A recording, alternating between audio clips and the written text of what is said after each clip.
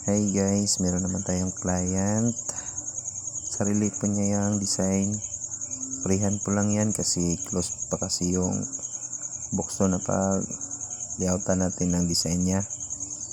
Sa part na yan guys, nagkulay na lang ako. Napas forward ko na lang yun guys para maliit na yung RAM ng CP gamit natin guys. 2 hours of pain po yan guys. Pero tibay ni ma'am, di man na nasaktan kasi baka nasaktan na siya. Joke lang. Arctic ink gamit natin lahat na kulay dyan guys. O ayan na guys, maghugas na tayo para malinis yung tinatatuan natin yan guys.